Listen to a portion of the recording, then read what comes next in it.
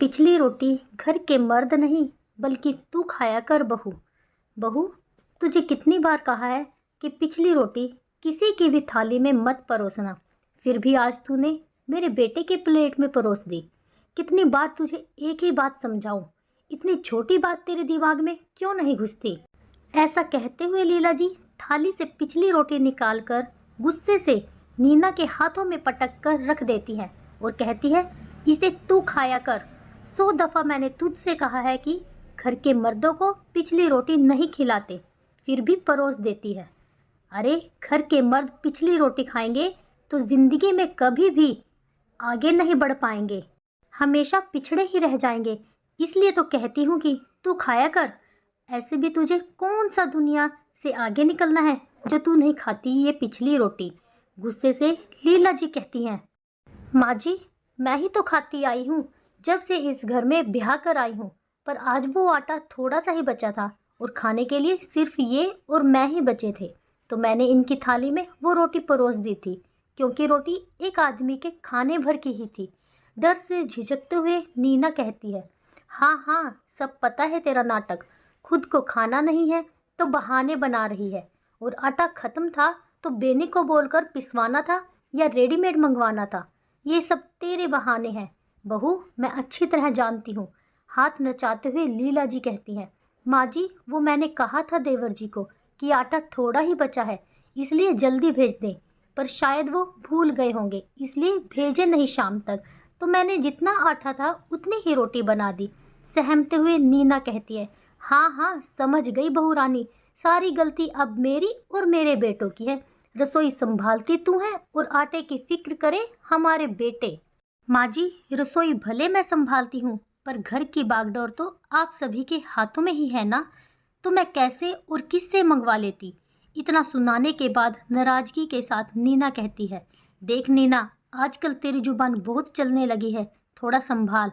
ऐसा ना हो कि त्रिवेणी नीना का पति को बोलकर तेरी जुबान के साथ साथ तुझे भी बाहर का रास्ता देखना पड़ जाए, इसलिए अपने मुंह पर ताला लगा कर रख और जितना बोला जाए उतना ही किया कर।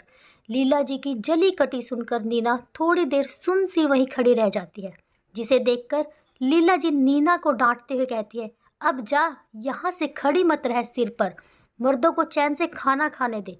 लीला जी की कड़वी बातें नीना की आंखों में आंसू लाने के लिए बहुत थी। आँख अभी डबडबा ही रही थी कि किसी ने नीना के हाथों को झकझोरते हुए कहा, मम्मी जी कहाँ खो गई हो आप? आप पिछली रोटी के बारे में कुछ कह रही थी मम्मी जी। तपस्या की आवाज़ से नीना जी अतीत से वर्तमान में लौट आई और अपनी सजल आंखों को खुद के वश में करती हुई अपनी बहू तपस्या को कहती है, बहू ये पिछली रोटी तू मत खाया कर, मुझे अच्छा नहीं लगता तेरा ये पिछली रोटी खाना। ऐसा कर कल से एक छोटी रोटी सबसे अंतिम में बना देना और उसे कोए को दे देगा।